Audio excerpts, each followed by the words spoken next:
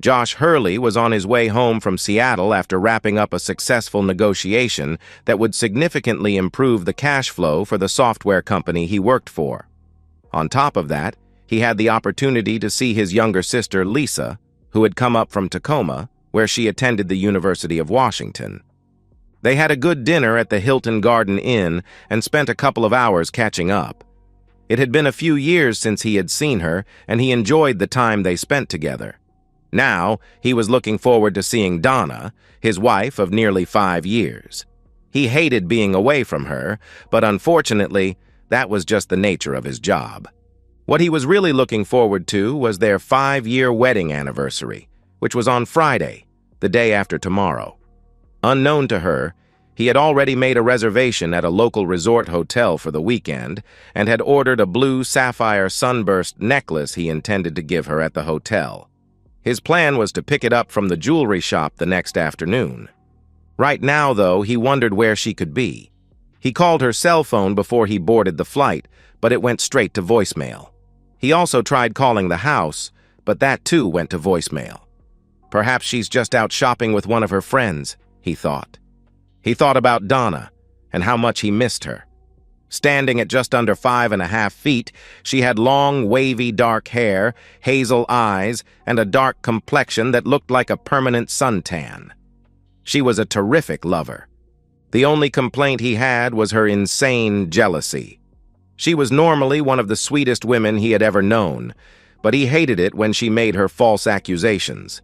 He loved her too much to ever cheat on her, and went out of his way to make sure she realized that. Still, it had gotten so bad that he couldn't even have a business meeting with a female colleague without Donna thinking they were having an affair. He thought he had finally nipped it in the bud when he challenged her to hire a private investigator and have him watched.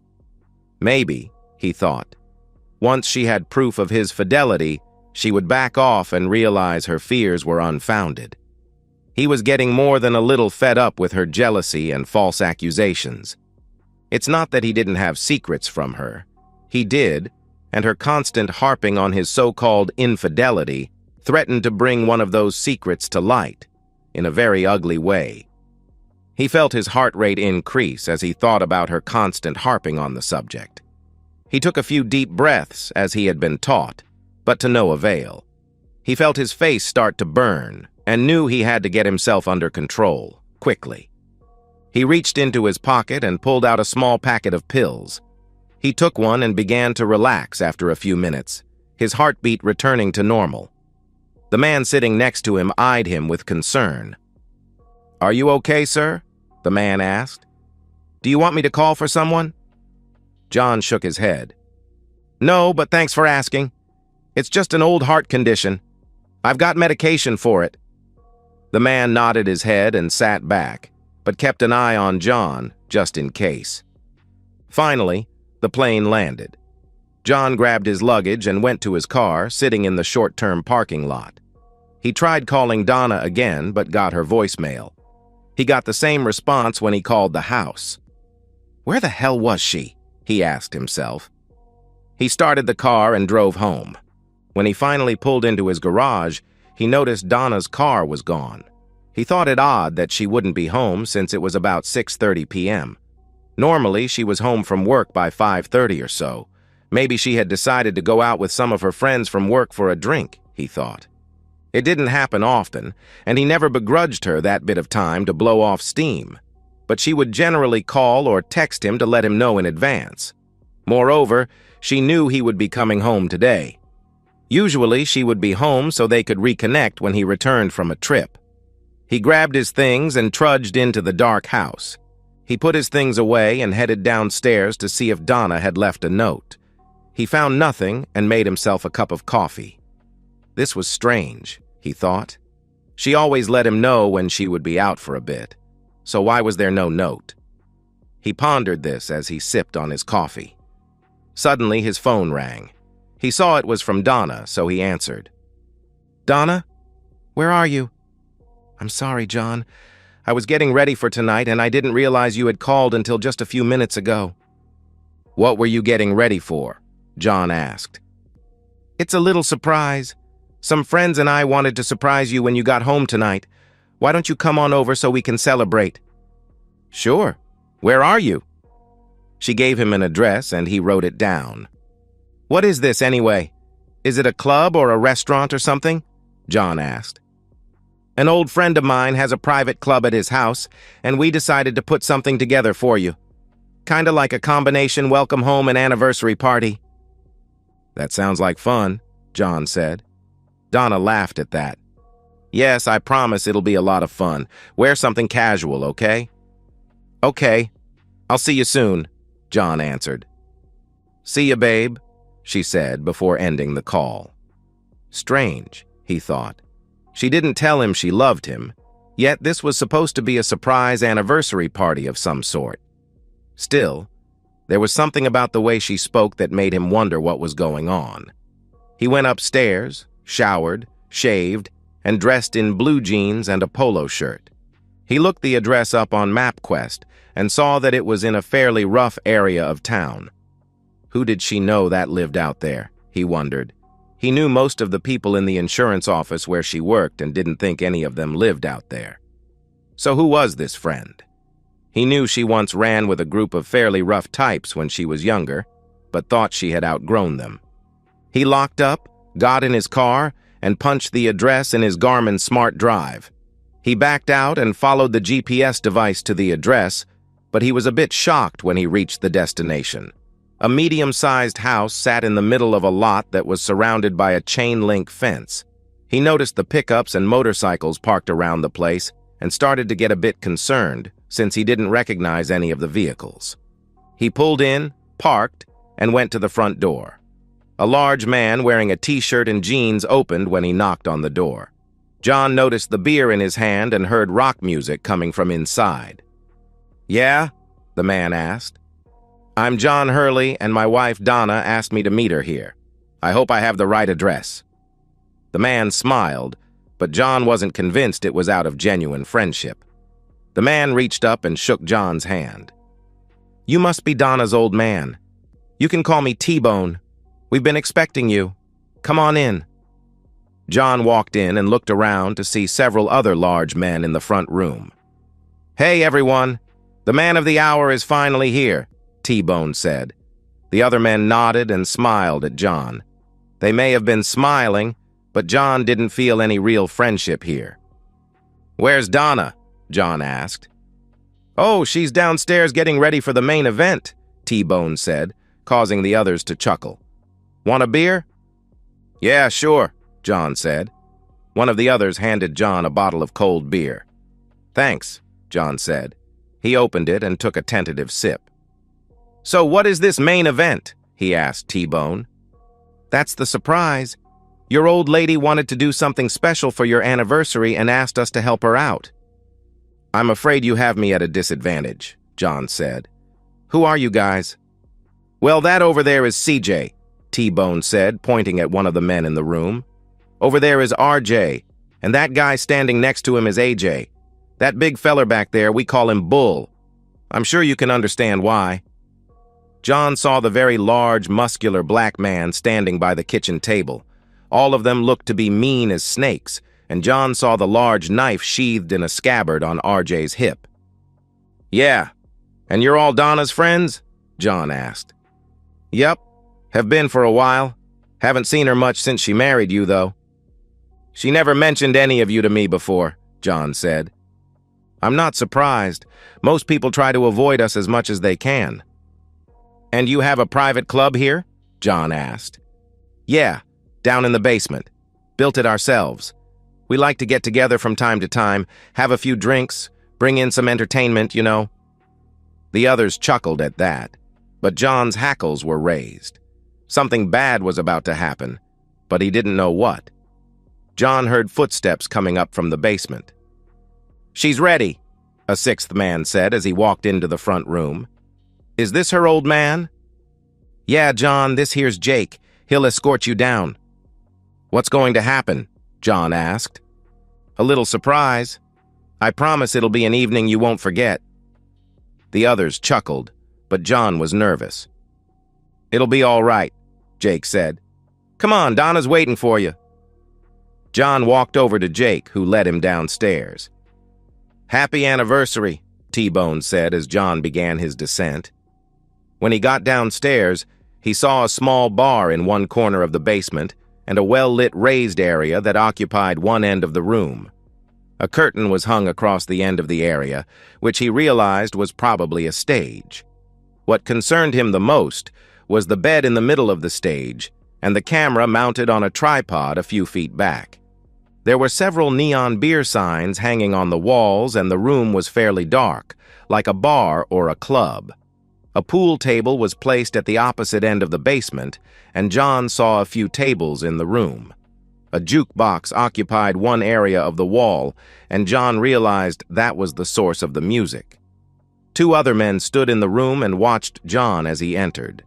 Jake led him to a chair that sat in front of the stage. The chair sat next to a table but faced the stage. "Have a seat," Jake said, pointing to the chair. "Where's Donna?" John asked. "She'll be out shortly. Go on, sit down. You can put your beer on the table if you want." John set the beer down and looked around. Something inside told John he needed to get the hell out of there, but he suspected the 5 men upstairs were not about to let him go. Plus, he was worried about Donna. What would they do to her if he ran out? He took one last sip and placed his bottle on the table. The moment he sat in the chair, Jake and the other 2 men quickly grabbed his arms and zip-tied them to the arms. "What the hell is going on?" John asked, getting angry. The men ignored him and zip-tied his ankles to the legs of the chair. "Get me out of here right now," John demanded. "Shut up, jerk," he heard his wife say. He looked up and saw Donna half-naked. "What the hell is this? Why are you dressed like that? Who are these guys?" John demanded. "This is to celebrate our anniversary. These guys are my friends, and they're going to help me teach you a lesson about cheating." She threw a picture on his lap, and he looked. It was a photo someone had taken of him eating dinner with his sister. "I've never cheated on you. You've got this all wrong," John shouted. "Nonsense!" she screamed. Suddenly, John saw stars as one of the men who tied him to the chair hit him in the face. John shook his head and closed his eyes. "Stop it," Donna told the man who backed off. "I'll be the one who teaches him his lesson." She turned back to her husband. "Donna, stop this right now, and we can discuss this. It's not what it looks like," John answered. "Oh, really? It looks to me like you're enjoying yourself with that blonde floozy. So if you can enjoy yourself, so can I. But unlike you, I'm not going to keep it a secret." With that, she turned away and stepped on the stage. "Okay, boys, it's showtime." John tried to object, but one of the men put a ball gag in his mouth, preventing him from saying anything. He tried to fight the man, but was unsuccessful. By now, all the others had made their way downstairs. T-Bone stood next to him and whispered in his ear. "Nothing personal, but Donna's an old friend, so we decided to help her teach you a lesson. Now sit and enjoy the show. Don't try to be a hero. Once she's done, we'll let you go. Maybe she'll go with you, but that's up to her." John tried to say something, but the gag in his mouth prevented it. "Just relax. Take your medicine like a man." He stood back up and nodded at CJ, who stood by the jukebox. CJ pressed a button and a song began playing. As the music began, Donna started dancing and performing for them. "You like this, lover boy?" she sneered at John.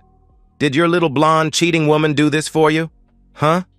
She danced a bit more.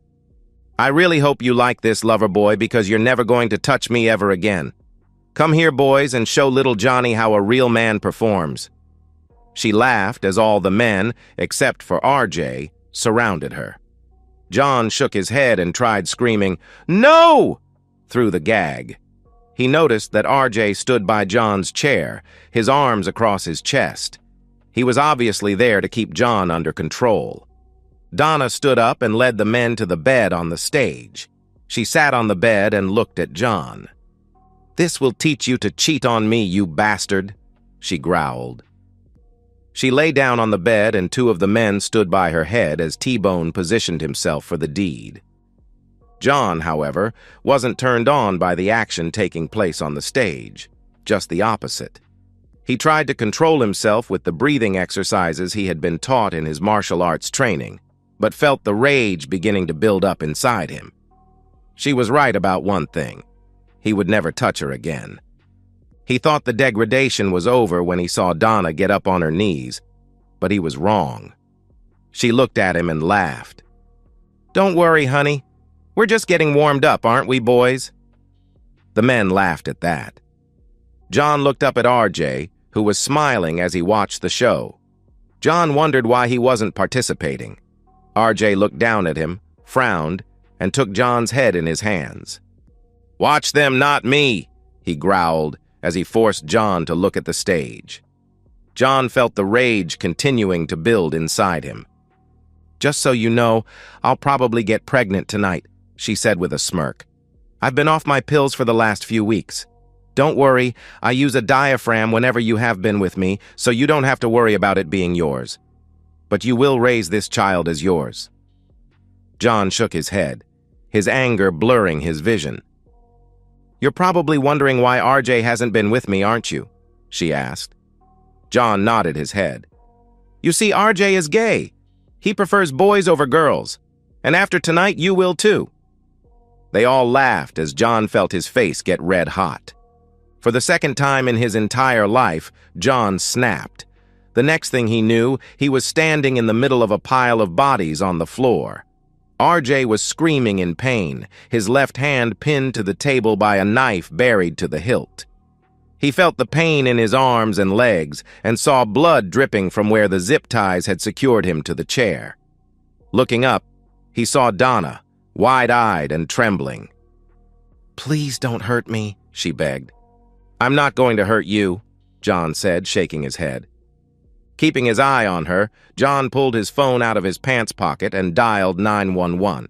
When he finished, he put his phone away and looked at her. "You stupid cheating woman," he growled. "John, I've got you dead to rights. You cheated on me with that blonde cheating woman. I was just getting even with you." "So you got a private investigator to follow me in Seattle, is that right?" he asked. "Yes, and I got that photo." "Did you bother to read the report that came with it?" John asked. She shook her head. "No, all I did was look at the photo," she replied. "That was my sister, you ignorant woman. The last time we saw her was at our wedding. She's a senior at the University of Washington. She came up to visit me in Seattle and we had dinner. That's all, just dinner. So you saw the picture and didn't even ask me about it. You just made an assumption, like you always do. Well, guess what, you stupid woman? You're right about one thing. I'm never touching you again. I'll see you in jail and then I'm divorcing you. We're finished." "No, John, please don't do that," she begged, walking toward him. "Stay away from me," John said. "John, please, I made a mistake. That's all." "Yeah, you made a mistake, all right. And you're going to pay for that mistake big time." By then, the police had arrived and several officers came downstairs after breaking the front door down. They each had their guns drawn and looked around at the carnage. They quickly moved through the basement, checking each of the men. One officer pulled the knife out of RJ's hand and watched as he slumped to the floor. A sergeant approached John. "Did you do all this?" he asked. Shaking, John nodded his head. "Why?" the sergeant asked. "Look at the video and you'll know why," John said, pointing at the camera. "Check out that video," the sergeant told one of the officers. The officer looked at the video briefly and motioned for the sergeant. After quickly scanning the video, the sergeant came back to John. "Okay, it looks like self-defense on your part, but I'll need a full statement and you need to get checked out." By then, ambulances arrived and paramedics began taking the men upstairs on gurneys. A plainclothes detective arrived and was looking around the room, talking to the officers. After looking through the video, he came over to the sergeant and John. "I'm Detective Jones. You must be Mr. Hurley," the detective said. "Yes, that's me," John said. "I've briefly looked at the video. I agree with Sergeant Smith here. It appears you acted out of self-defense. Tell me what happened." John recalled the events of the last few hours. The detective took notes as John spoke. "How did you manage to break out of that chair?" And how were you able to take all these men down? They all appear to be much bigger than you. I have a medical condition. I've had it since I was a kid. There's a name for it, but I can't pronounce it. The bottom line is that under certain conditions, my adrenaline levels go through the roof and I basically lose it, for lack of a better term. I have a prescription that helps me keep it under control, and my marital arts training also helps me keep my cool. This is only the second time in my life something like this has ever happened. Do you have that medication with you? Jones asked. John nodded his head. I keep it with me at all times. I only take it when it's needed, which fortunately isn't very often. Jones asked one of the other officers to bring a bottle of water, which he did. Maybe you should take one now, Jones said, handing John the water. John pulled the small packet out of his pocket and swallowed a pill with the water Jones had given him. A few seconds later, John felt much better. Are you okay now? Jones asked. Yes, thanks, John said. Do you remember what you did here? Jones asked. No, I don't, John said, shaking his head. Jones showed John the video. He was shocked at what he saw. It was like watching a Steven Seagal movie, only this was real life. He saw himself roar, then break out of the chair. In the video, he grabbed RJ's knife out of its scabbard and plunged it into the bigger man's left hand, pinning it to the table. The other men came after him as Donna sat, scared. In less than a minute, John had taken all of the other men down. You don't remember doing any of this? Jones asked. No, I don't. Honestly, I never thought I even had it in me to do something like this. What's the last thing you remember? Jones asked. That man getting ready to stick his in my mouth, John said. You're saying he was going to force you to perform f***io? Jones asked. John nodded his head, tears falling down his face. Yes, he was going to rape me, and my wife was in on it. I see, Jones said, looking across the room, where another officer was taking Donna's statement. By then, the officers had covered her body with a blanket. I want you to go to the hospital and get checked out, Mr. Hurley. I'll speak with you a bit more after I've had a chance to collect all the evidence. I take it you'll be wanting to press charges. Absolutely, John said. What about your wife? Do you want to press charges on her as well? Especially against her. She's the instigator of all this, John answered. Very well, Jones said. He took John's contact information as a paramedic checked out his wrists and ankles. I'll be in touch, Mr. Hurley. I'd appreciate it if you didn't leave town. I'm not going anywhere, John said.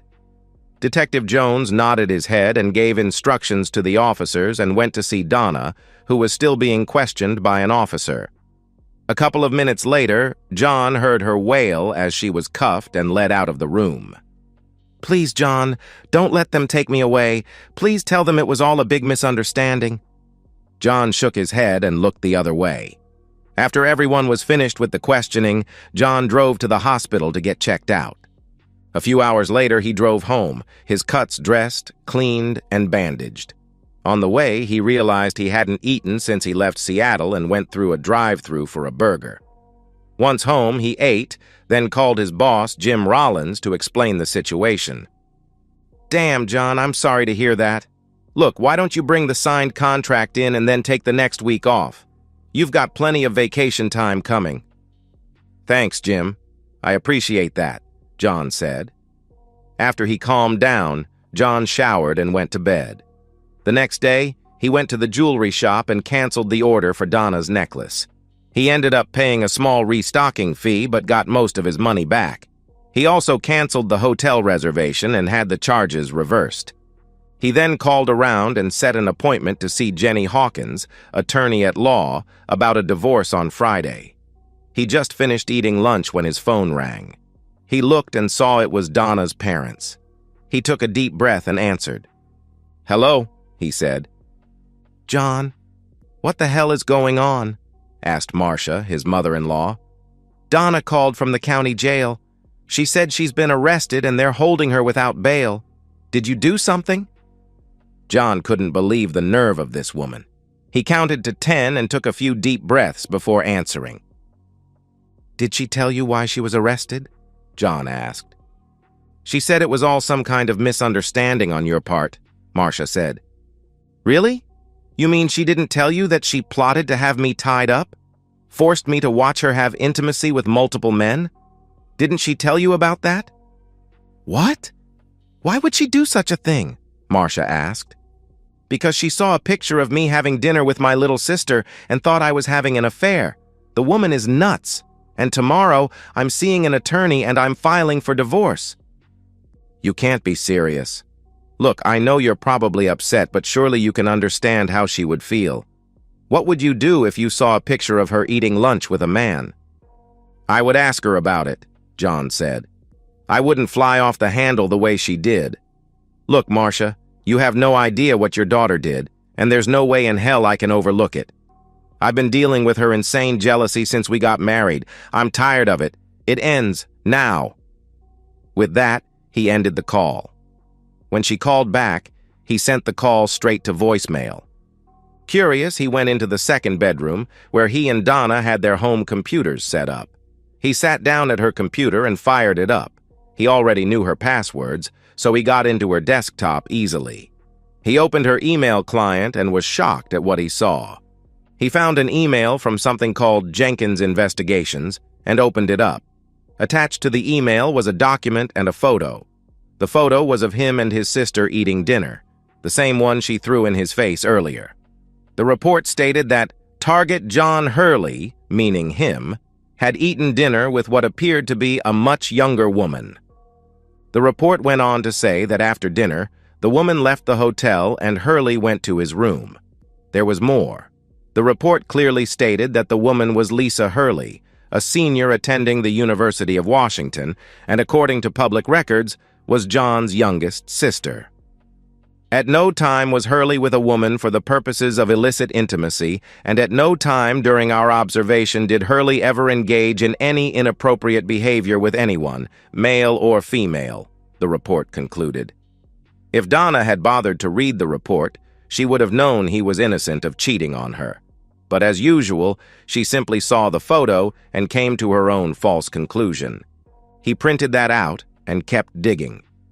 He saw emails from her to something called the Dash website, in which she falsely claimed that her husband was cheating on her and she wanted revenge.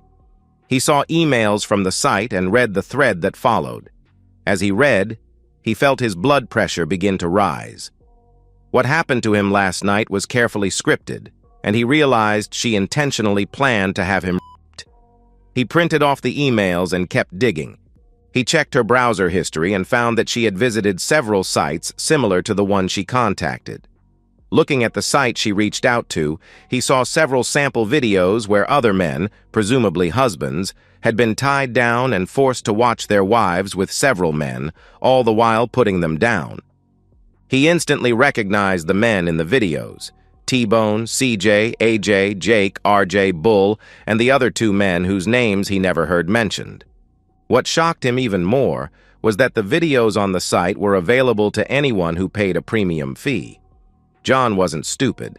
He had seen online adult videos before and knew there had to be a release form filled out giving site owners permission to publish the videos. He was never given that opportunity and wondered if the other men had signed such a form. He picked up his phone and called Detective Jones. "Jones," the detective said when he answered.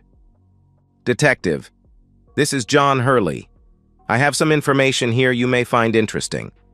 Can you come to my house?" "Sure. Let me finish what I'm doing and I'll be right over." "Thanks," John said before ending the call. As he waited for Jones, he performed a Hoy's search to see if he could tell who owned the site. The registration was done in a way to keep the owner's name private, but he knew that a law enforcement agency could subpoena the record. He also knew which company hosted the site. He printed that out for Jones. About a half hour later, Jones rang the doorbell. "Thanks for coming, Detective," John said, opening the door. "You have something for me?" "Yes, in my computer room." Jones followed him upstairs and looked over the printouts John gave him. "That corroborates what we found at the house. From what we saw, they've done this to a number of men." "What about release forms?" John asked. We found release forms signed by the wives. Even your wife signed a release form. We're still going through everything, though." "So she knew this was going on the internet?" John asked. "Looks that way," Jones said. "But what about the husbands?" John asked.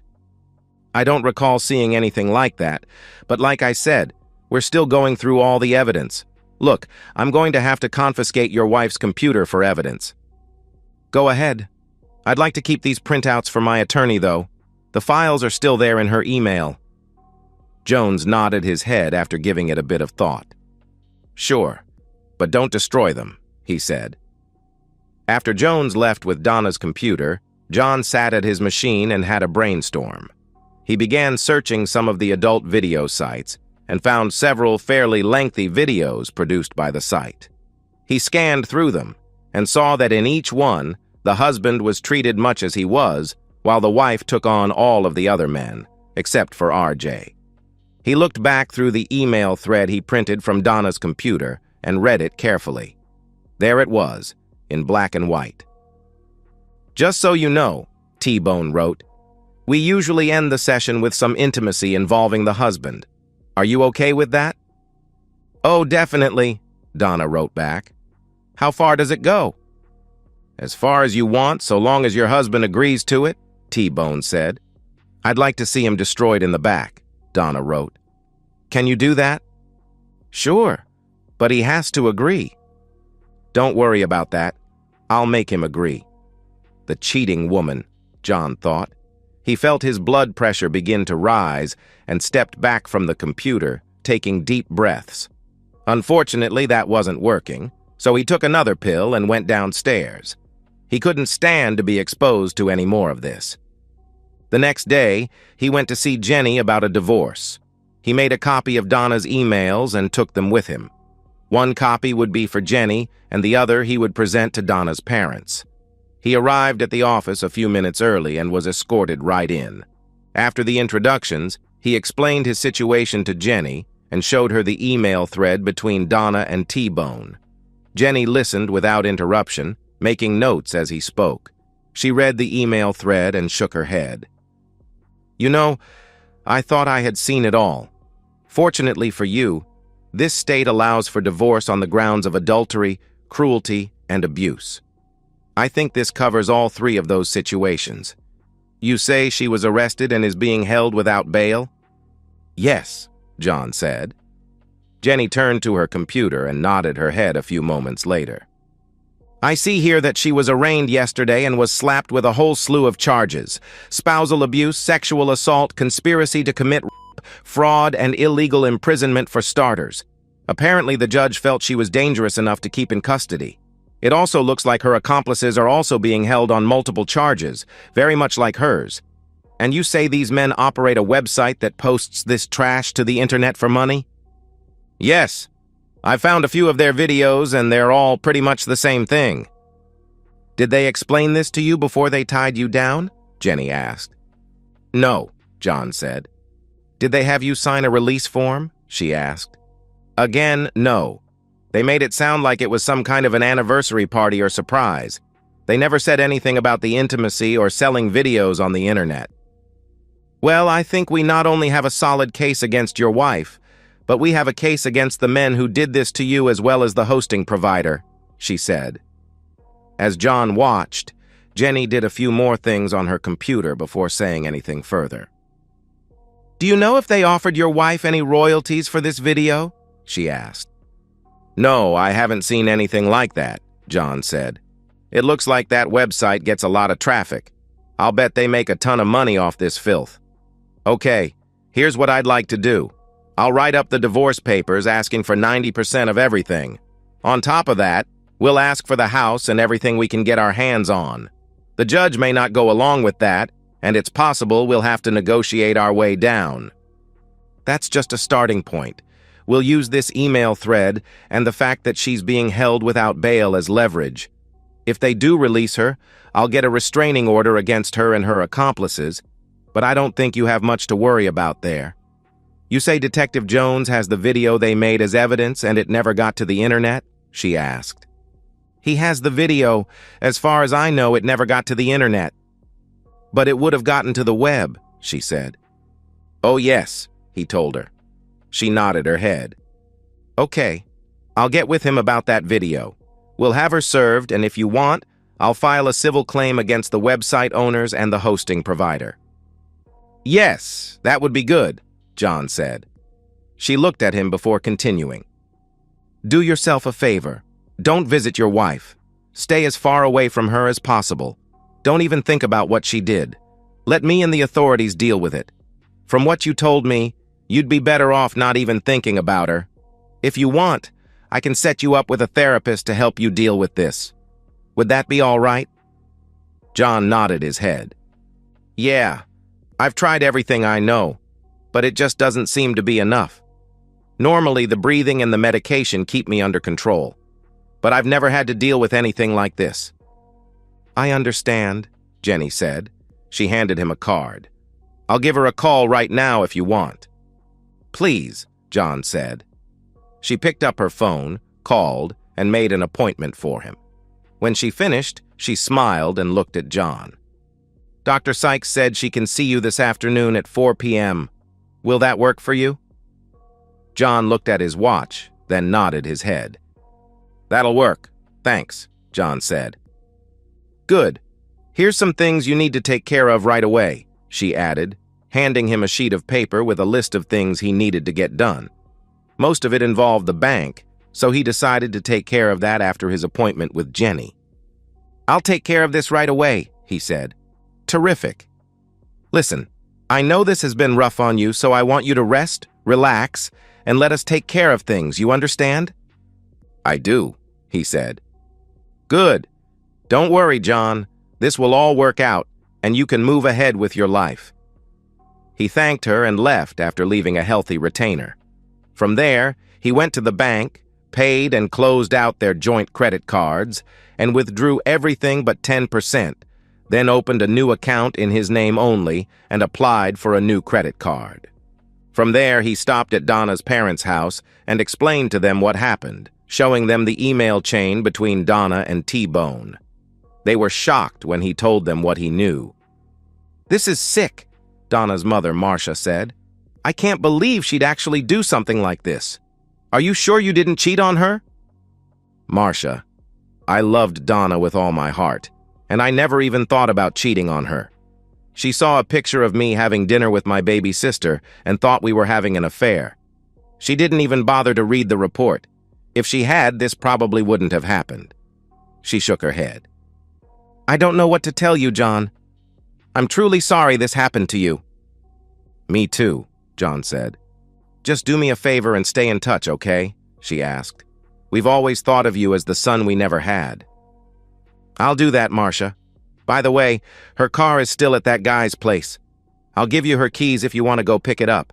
I'll bring her stuff by later today or this weekend sometime. Okay, thanks, she said. He handed her the keys and gave her the address. By then, he had just enough time to get to his appointment with Dr. Sykes.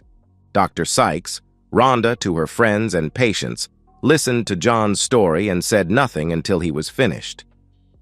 I've heard about your condition, but I've never met anyone who was actually diagnosed with it. And you say you've been using martial arts training to help keep it under control?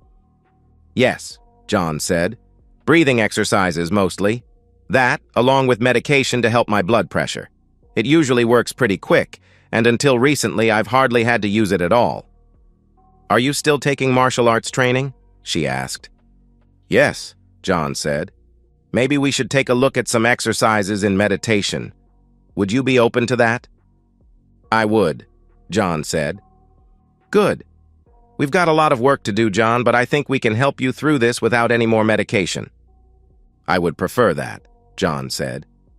He left and went back home, where he bagged up Donna's things, including all their wedding photos and her wedding dress. He looked around and boxed up some trinkets she had collected over the years.